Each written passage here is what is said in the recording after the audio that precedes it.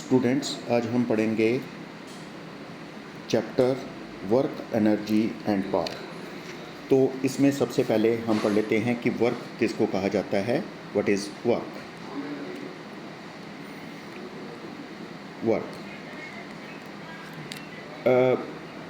Work is said to be done. Work is said to be done when a force succeeds in moving a body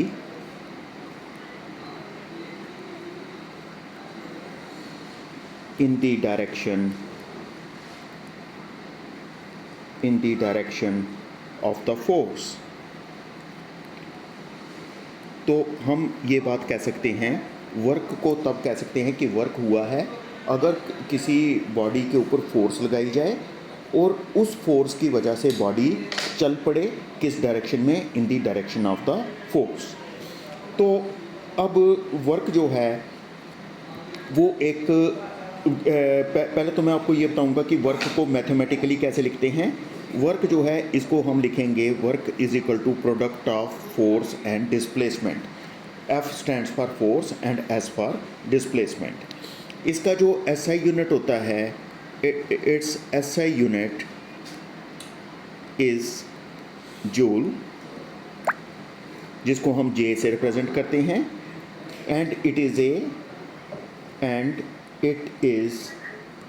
A scalar quantity.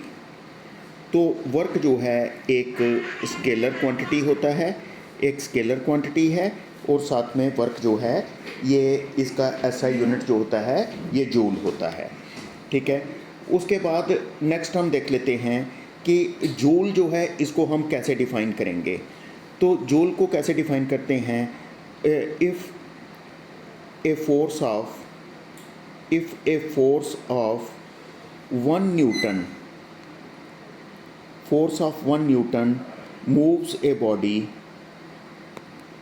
moves a body through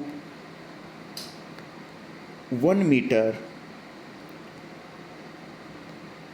then the work done is said to be 1 joule. 1 joule के बराबर work हो जाएगा। तो इस तरह से हमने देखा कि वर्क क्या होता है, और साथ में वर्क एक स्केलर क्वांटिटी है। वर्क को हम मैथमेटिकली लिखते हैं फोर्स इनटू डिस्टेंस, या डिस्प्लेसमेंट कह सकते हो, तो force into displacement.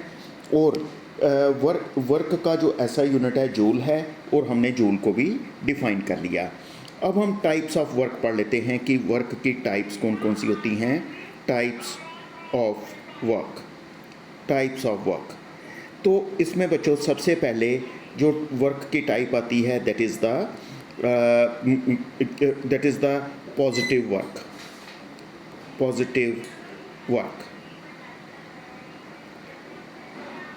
Positive work कब होता है?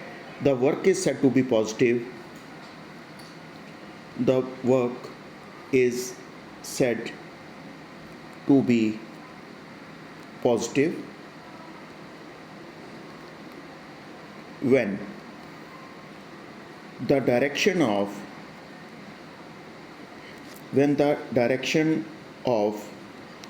force and displacement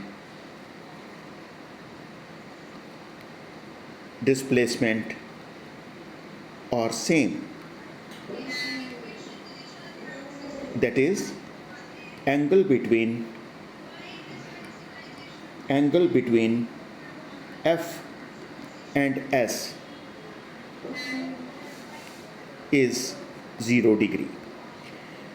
जब फोर्स और डिस्प्लेसमेंट में 0 डिग्री का एंगल बनता है, यानी फोर्स जिस तरफ लगाते हैं डिस्प्लेसमेंट भी उसी तरफ होती है, उस वक्त कहते हैं वर्क पॉजिटिव है। तो सेकंड टाइप का जो वर्क आ जाएगा that is the negative work. Negative work किसको कहेंगे? What is the negative work? तो हम कह सकते हैं the work is said to be negative, the work is said to be negative when the direction of force and displacement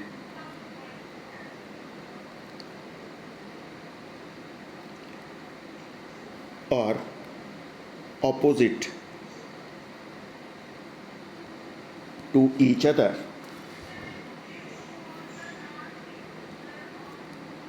Opposite to each other, that is angle between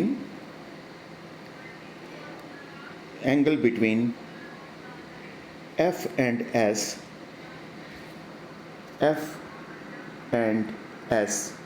is 180 degree. तीसरा case आता है जब हम work को कहते हैं zero work.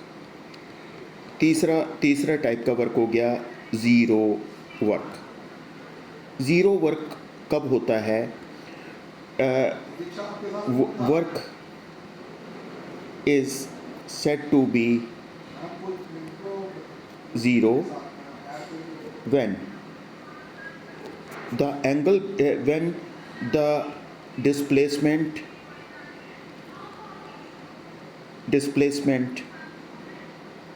of the body is perpendicular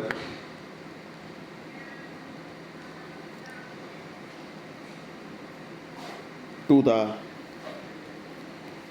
direction of force. तो हम कहते हैं वर्क जो है वो ज़ीरो है अगर एंगल जो बनेगा किस किस के बीच में, फोर्स के बीच में और डिस्प्लेसमेंट के बीच में, वो बन जाएगा 0 डिग्री, यानी फोर्स 90 डिग्री। तो जब फोर्स और डिस्प्लेसमेंट एक दूसरे के परपेंडिकुलर एक्ट करते हैं तो उस केस में क्या हो जाता है कि वर्क को ज़ीरो कहते हैं। That is angle between F and S is 90 degree. ठीक है, तो अगर हम इसकी कोई एग्जांपल देखना चाहें कि वर्क जो है पॉजिटिव वर्क, नेगेटिव वर्क और ज़ीरो वर्क, अगर हम इसकी कोई एग्जांपल देखना चाहें तो इसकी एग्जांपल बच्चों ऐसे आ जाती है कि मान लीजिए एक कोई बड़ी सी टेबल है तो उसके ऊपर कोई बुक पड़ी हुई है, तो उस बुक को हम अपने हाथ से आगे की ओर धक्का मारते हैं, तो जिस तरफ हम उसको धक्का मारते हैं तो बुक उसी साइड चलना शुरू हो जाती है। तो अब जिधर को हमने फोर्स लगाई डिस्प्लेसमेंट भी उसी तरफ हुई, तो इसलिए हमारी फोर्स की वजह से उसके ऊपर जो वर्क हो रहा है दैट इज़ पॉजिटिव, क्योंकि दोनों सेम डायरेक्शन में लग रहे हैं। फोर्स हम जिधर को लगा रहे हैं तो बॉडी की डिस्प्लेसमेंट भी उसी तरफ हो रही है, हम कहेंगे कि वर्क जो है वो पॉजिटिव है। लेकिन अगर हम फोर्स ऑफ फ्रिक्शन की बात करें तो फोर्स ऑफ फ्रिक्शन अपोजिट लगेगी। जो बुक है टेबल के ऊपर आगे को जा रही है लेकिन फोर्स ऑफ फ्रिक्शन उसको अपोजिट डायरेक्शन में लगती है, वो उसको रोकने की कोशिश करती है। तो अगर हम देखेंगे फोर्स ऑफ फ्रिक्शन की वजह से कितना वर्क हुआ, that will be equal to negative work, क्योंकि फोर्स और डिस्प्लेसमेंट आपस में अपोजिट लग रहे हैं। और तीसरा केस इसी एग्जांपल में से हम तीसरा केस जो है वो भी ड्राइव कर सकते हैं कि जो ग्रेविटेशनल फोर्स है that is acting in the downward direction. Gravitational force लग रही है नीचे की ओर, तो ग्रेविटेशनल फोर्स नीचे को लग रही है लेकिन डिस्प्लेसमेंट टेबल के ऊपर हो रही है हॉरिजॉन्टल डायरेक्शन में। तो अगर हम देखेंगे दोनों के बीच में एंगल कितना बन रहा है 90 डिग्री।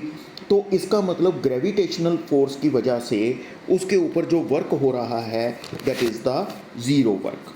तो हमने इसी में देख लिया कि जब हमने एक टेबल के ऊपर एक बुक को धक्का मार के चलाया तो हमने देखा हमारी फोर्स की वजह से उसके ऊपर जो वर्क हुआ वो पॉजिटिव हुआ, फ्रिक्शन की फोर्स की वजह से उसके ऊपर जो वर्क हुआ वो नेगेटिव वर्क हुआ।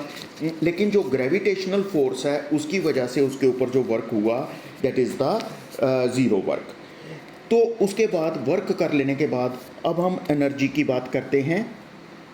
एनर्जी तो एनर्जी के बारे में हम पढ़ लेते हैं। एनर्जी किसको कहते हैं? एनर्जी, एनर्जी जो होता है इसमें हम कहते हैं एनर्जी किसको कहा जाता है? द कैपेसिटी और एबिलिटी, कैपेसिटी और ability of doing work is called as energy.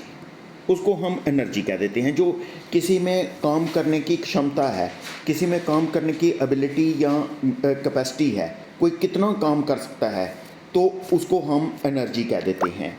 ठीक है, तो energy is also a scalar quantity.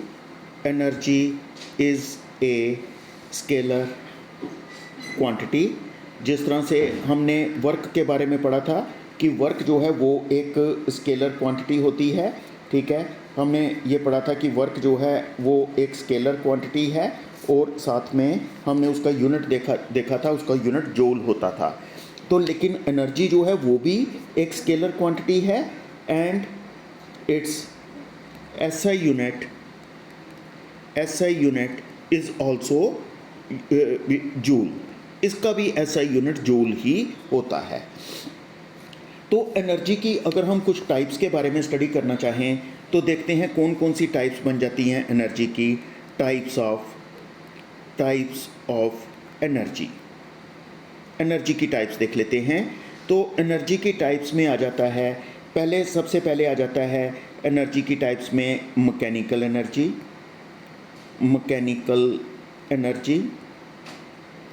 ठीक है, तो मैकेनिकल एनर्जी होती है किसी भी बॉडी की एनर्जी उसकी मोशन की वजह से, किसी बॉडी की मोशन की वजह से या उसकी पोजीशन की वजह से, उसको हम कह देते हैं मैकेनिकल एनर्जी।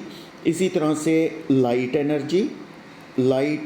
एनर्जी हम कह सकते हैं हीट एनर्जी कह सकते हैं, इलेक्ट्रिकल एनर्जी कह सकते हैं, लाइट एनर्जी वगैरह वगैरह। इस तरह से और भी होती हैं। साउंड एनर्जी है, केमिकल एनर्जी है, न्यूक्लियर एनर्जी है। तो ये बहुत सारी टाइप्स जो होती हैं एनर्जी की टाइप्स हो जाती हैं। तो ये तो हमने देखा कि एनर्जी क्या होती है, और एनर्जी एक स्केलर क्वांटिटी है और इसका एसआई यूनिट जूल होता है। साथ में हमने ये भी देखा कि एनर्जी की कौन कौन सी टाइप्स होती हैं। तो हम पढ़ेंगे मैकेनिकल एनर्जी के बारे में। मैकेनिकल एनर्जी जो है मैकेनिकल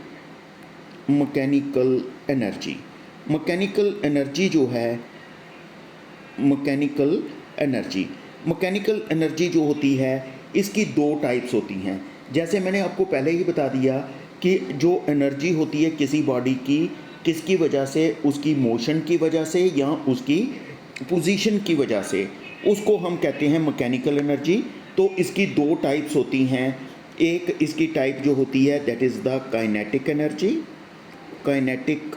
एनर्जी, और इसकी जो दूसरी टाइप होती है वो होती है पोटेंशियल एनर्जी। तो इसमें हम ऐसा कर लेते हैं कि पहले हम काइनेटिक एनर्जी के बारे में डिटेल में पढ़ लेते हैं। Kinetic energy,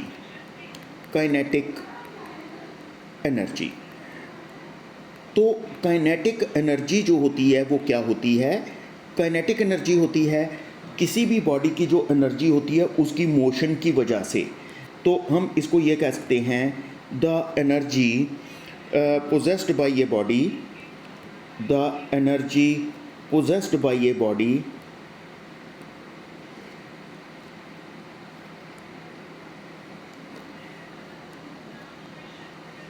due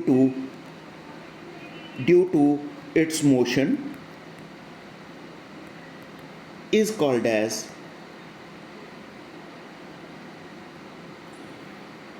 kinetic energy. उसको हम काइनेटिक एनर्जी जो है वो कह देते हैं काइनेटिक एनर्जी। तो किसी भी बॉडी की जो एनर्जी होती है अपनी मोशन की वजह से, जैसा आप लोग जानते हो कि कोई भी चलती हुई चीज़ जो है वो वर्क कर सकती है, उसमें वर्क करने की एबिलिटी होती है। अगर कोई चलती हुई बॉडी आ रही है तो वो क्या करती है, किसी चीज़ को धक्का मार सकती है। धक्का मारने का मतलब कि उसके ऊपर फोर्स लगा सकती है और उसको कुछ डिस्टेंस भी कवर करवा सकती है। तो इसका मतलब हर चलती हुई बॉडी जो है उसमें वर्क करने की एबिलिटी है, और अगर वर्क करने की एबिलिटी हो तो उसकी एनर्जी होती है। और ये जो चलती हुई बॉडी में एनर्जी होती है इसको हम कहते हैं काइनेटिक एनर्जी। तो ये काइनेटिक एनर्जी बन जाती है।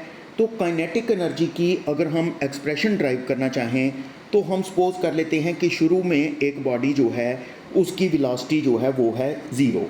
Let me suppose initially a body is having zero velocity. ठीक है, हम उसके ऊपर कुछ फोर्स लगाते हैं। फोर्स लगाने से बॉडी में एक्सेलरेशन हो जाती है। बॉडी का मास कितना था, मास जो था बॉडी का वो m था, तो उसकी वेलोसिटी ज़ीरो थी। हमने उसको कुछ फोर्स F लगाई। तो आप लोग जानते हो कि जब भी किसी चीज़ को फोर्स लगाई जाती है तो उसमें एक्सेलरेशन हो जाती है, तो बॉडी में एक्सेलरेशन हो जाएगी। तो एक्सेलरेशन होने का मतलब उसकी वेलोसिटी चेंज हो जाएगी और t टाइम के बाद उसकी वेलोसिटी हो जाएगी v। तो अब उसकी जो फाइनल वेलोसिटी हो गई वो हो गई v। उसकी एक्सेलरेशन कितनी हुई थी, उसकी एक्सेलरेशन थी a एक्सेलरेशन हुई थी। फोर्स लगाने की वजह से उसकी एक्सेलरेशन a हुई थी, जिसकी वजह से t टाइम के बाद उसकी वेलोसिटी हो गई v, फाइनल वेलोसिटी हो गई v। अगर हम जानना चाहें कि वर्क कितना हुआ, what is the work done, तो work done is equal to force into displacement. लेकिन फोर्स हमें ये बात पता है, but force is equal to mass into acceleration. जो एक्सेलरेशन बॉडी में प्रोड्यूस हुई थी, मास इनटू एक्सेलरेशन। तो लेकिन डिस्प्लेसमेंट कैलकुलेट करने के लिए मुझे यूज़ करना पड़ेगा formula v square minus u square is equal to 2as। तो v का स्क्वायर माइनस ज़ीरो का square is equal to 2 into a into S. या हम ये भी कह सकते हैं कि s will be equal to v square upon 2a। तो यहाँ से मेरे पास डिस्प्लेसमेंट भी आ गई।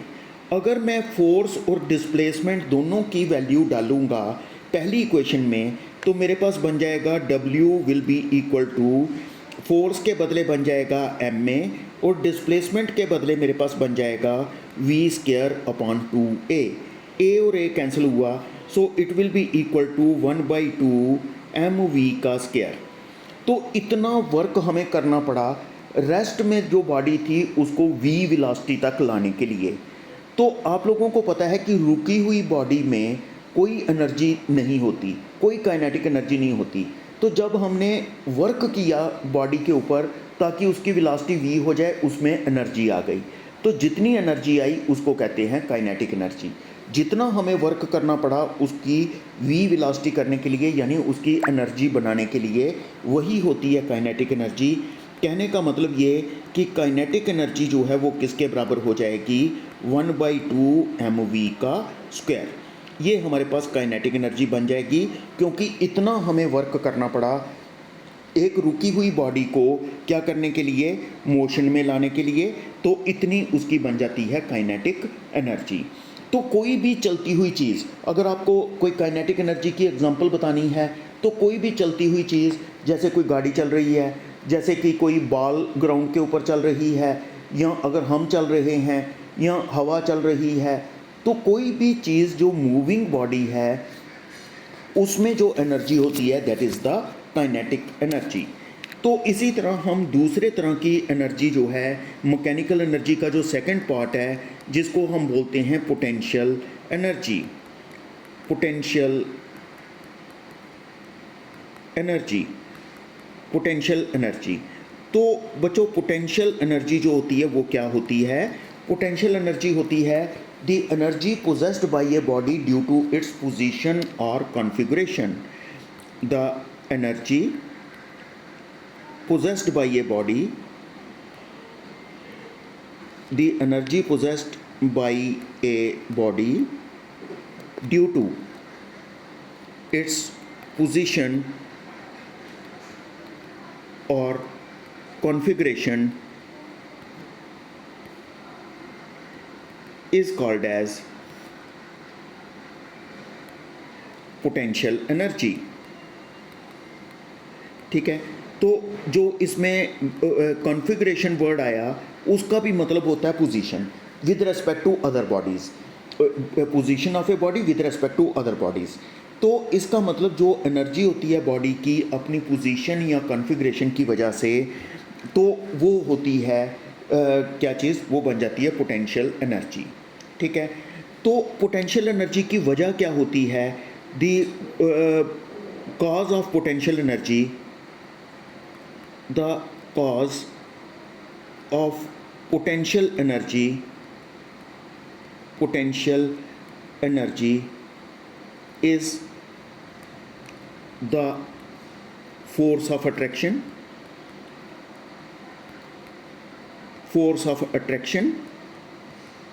or repulsion or restoring force।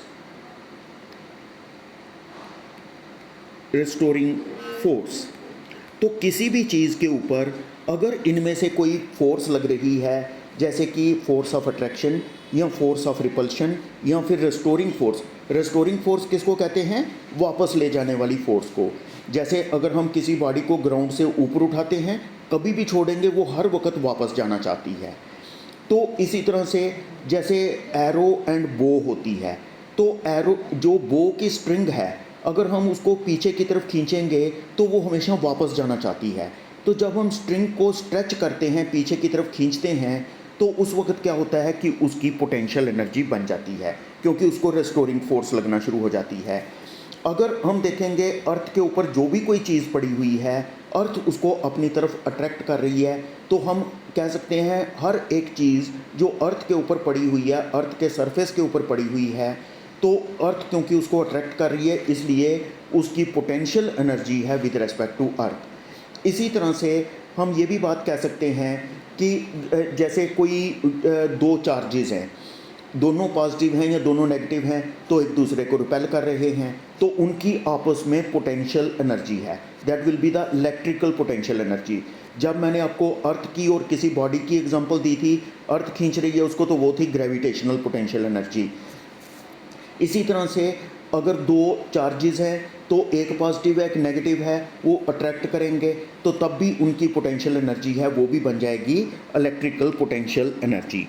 तो इस तरह से कोई भी दो बॉडीज़ जब एक दूसरे को अट्रैक्ट करती हैं या रिपेल करती हैं, तो उनकी आपस में एक दूसरे के हिसाब से बन जाती है पोटेंशियल एनर्जी।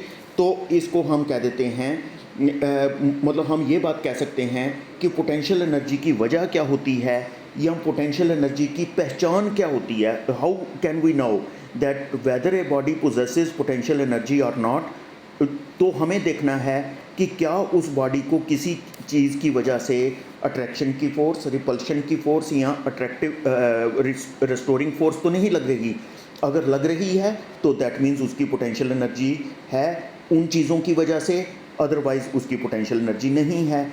अगर हम एक बॉडी को अर्थ के सरफेस से इतनी दूर ले जाते हैं कि हम अर्थ के ग्रेविटेशनल फील्ड से बाहर निकल जाते हैं, तो वहाँ पर अर्थ चीज़ों को अपनी ओर अट्रैक्ट नहीं कर पाती। तो क्योंकि अर्थ की अट्रैक्शन लगना बंद हो गई उसको, तो that means it does not possess any potential energy due to earth.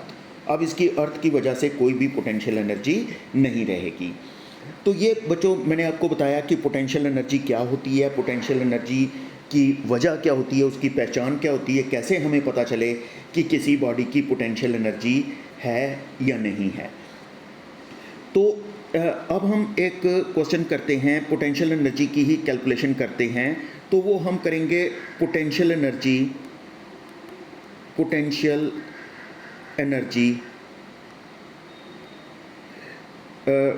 at height h above the surface of earth।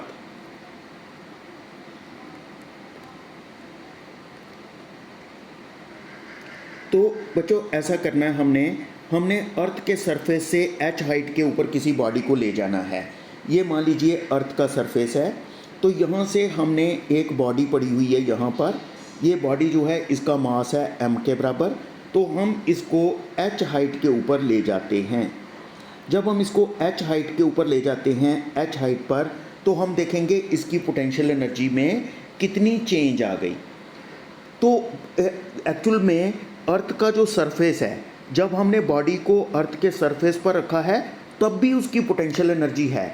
कई बच्चे ऐसा मानते हैं कि अर्थ के सरफेस के ऊपर पोटेंशियल एनर्जी कोई नहीं है, जब हम उसको हाइट पर लेकर जाएंगे तभी पोटेंशियल एनर्जी बनेगी, लेकिन वो बात गलत है। अर्थ के सरफेस पर भी किसी चीज़ को रखेंगे तब भी तो अर्थ उसको अट्रैक्ट कर रही है, तो उसकी तब भी पोटेंशियल एनर्जी होती है। तो लेकिन अपनी कन्वीनियंस के लिए, अपनी सुविधा के लिए हम क्या करते हैं, हम ये अज्यूम कर लेते हैं कि अर्थ के सरफेस के ऊपर पोटेंशियल एनर्जी ज़ीरो है, जस्ट फॉर अवर कन्वीनियंस। जैसे किसी भी टाइम को हम कहते हैं कि ये ज़ीरो टाइम है, अब हमने ये काम शुरू किया, ये ज़ीरो टाइम है। इसी तरह से अर्थ के सरफेस को आप ज़ीरो पोटेंशियल एनर्जी लेवल मान सकते हो, अज्यूम कर सकते हो। तो इस केस में मैंने अज्यूम किया कि अर्थ का जो सरफेस है that is having zero potential, that can be considered as zero potential energy level, उसको मैंने अज्यूम कर लिया। अगर मैंने इसको एच हाइट तक ऊपर तक उठाया, इसी बॉडी को अगर मैंने एच हाइट तक उठाया तो मुझे देखना पड़ेगा मुझे वर्क कितना करना पड़ेगा। Work is equal to force into displacement, work will be equal to force into displacement. तो लेकिन फोर्स किसके बराबर होती है, force is equal to mass into acceleration, लेकिन एक्सेलरेशन कौन सी, ड्यू टू ग्रेविटी। तो अर्थ इसको अपनी तरफ खींच रही है, तो एक्सेलरेशन ड्यू टू ग्रेविटी। और डिस्टेंस हमने कितना कवर किया, एस के बदले हम लिख सकते हैं एच। इतना हमें वर्क करना पड़ा, और यही वर्क जो है ये बॉडी की पोटेंशियल एनर्जी बन जाएगी with respect to the surface of earth. तो हम कह सकते हैं कि इस केस में जो पोटेंशियल एनर्जी बन जाएगी बॉडी की अर्थ के सरफेस के हिसाब से, वो बन जाएगी mgh। mgh के बराबर इसकी पोटेंशियल एनर्जी बन जाएगी। तो सही माने में ये होता है चेंज इन पोटेंशियल एनर्जी, क्योंकि उसकी पोटेंशियल एनर्जी अर्थ की सरफेस के ऊपर भी थी, और जब हम हाइट के ऊपर लेकर गए तो उसकी पोटेंशियल एनर्जी थोड़ी सी बढ़ गई, तो उसमें चेंज कितनी आई, mgh। या अगर आप अर्थ के सरफेस को zero potential energy level consider करते हो, अज्यूम करते हो, तो तब ये पोटेंशियल एनर्जी mgh हो गई h हाइट के ऊपर। तो इस तरह से हमने ये देखा कि पोटेंशियल एनर्जी क्या होती है और पोटेंशियल एनर्जी की वजह क्या होती है, उसकी पहचान क्या होती है। हमने ये भी देखा कि अर्थ के सरफेस से h हाइट के ऊपर अगर हम चले जाएंगे तो उसकी बॉडी की पोटेंशियल एनर्जी कितनी बन जाएगी। तो अपने नेक्स्ट लेक्चर में हम पढ़ेंगे law of conservation of energy. तो आज यहाँ तक ही रखेंगे।